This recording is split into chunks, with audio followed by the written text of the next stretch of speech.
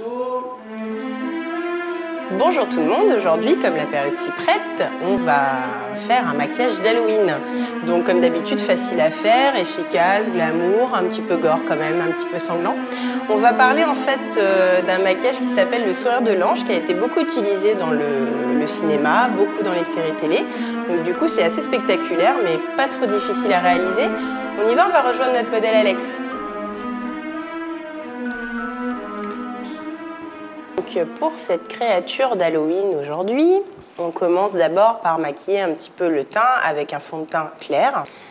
Après on passe un petit peu de crayon prune au ras des cils parce que ça donne tout de suite en fait au regard un air un petit peu inquiétant parce que ça rougit un petit peu l'œil.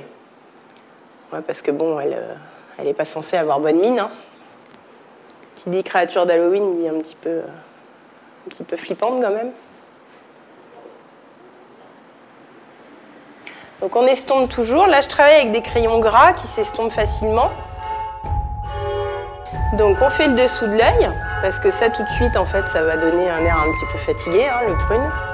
En fait, je vous conseille toujours, avant de démarrer un maquillage d'Halloween, surtout si vous pensez à faire quelque chose d'un peu inquiétant, comme on va faire, d'un petit peu gore, un petit peu sanglant, c'est vrai que c'est bien d'avoir un contraste. Ça veut dire qu'il faut que votre modèle, elle soit quand même maquillée.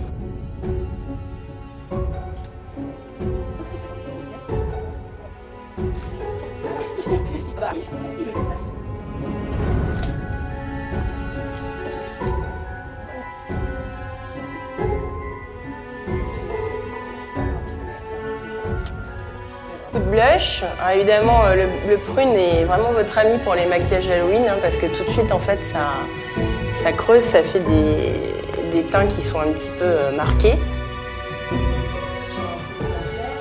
Donc ce maquillage s'appelle le sourire de l'ange, il me semble. Il a été beaucoup utilisé au cinéma, beaucoup dans des séries télé. C'est un maquillage qui est vraiment inquiétant. Donc vous commencez par maquiller la bouche normalement, alors évidemment avec une couleur un petit peu sombre. C'est du latex en pâte, donc c'est très pratique pour faire des ouvertures, des blessures, des cicatrices, des coupures. C'est assez facile d'utilisation, donc ça se travaille avec une petite spatule pour pouvoir attraper la matière. Donc là en fait ce qui nous intéresse évidemment c'est de venir en fait agrandir la bouche d'Alex ici pour faire comme si ici c'était une bouche ouverte.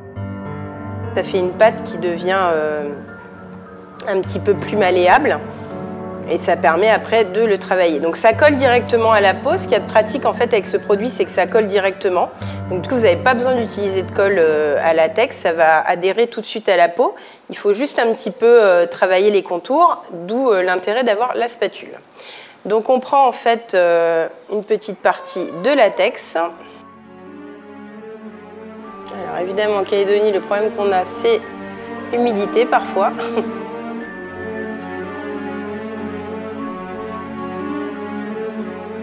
Voilà, donc ça c'est la partie la plus longue, en fait celle où vous devez bien poser le latex, c'est la plus difficile. Il faut bien étaler les contours jusqu'à ce que la matière en fait adhère. Essayez pas de faire quelque chose de super nickel, hein. Le but c'est que vous ayez du latex qui part de la bouche et qui s'étale un petit peu jusque là, jusqu'au creux de la pommette. Vous reprenez du fond de teint et là vous venez en fait maquiller la prothèse. Et là on va venir en fait ouvrir les parties de latex pour pouvoir les maquiller à l'intérieur.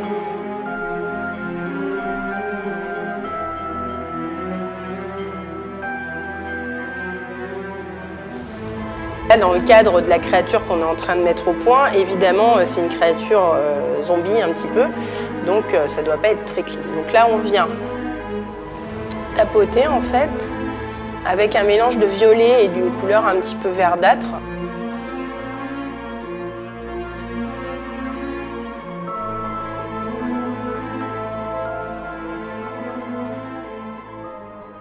Donc on va jusqu'à la pommette.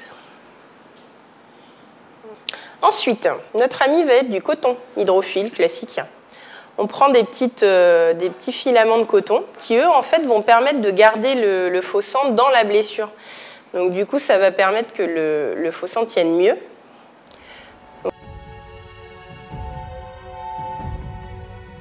La dernière étape, on va mélanger 2 produits. Un produit qui s'appelle le Volume Creator, qui permet en fait de faire des volumes en gel. C'est un gel qui permet de créer des volumes, donc ça permet de donner un aspect au faux sang qui est là, qui est donc du faux sang liquide, un petit peu plus épais et qui du coup va beaucoup mieux tenir dans le temps et va donner cet effet un petit peu de goutte. Et là, avec un petit pinceau, vous mélangez les 2 produits. On va obtenir en fait une matière un petit peu gel, un petit peu épaisse, qui va beaucoup mieux tenir. Là après, on va appliquer en fait le faux sang. On met un petit peu la tête en arrière, voilà. Évidemment sur le coton.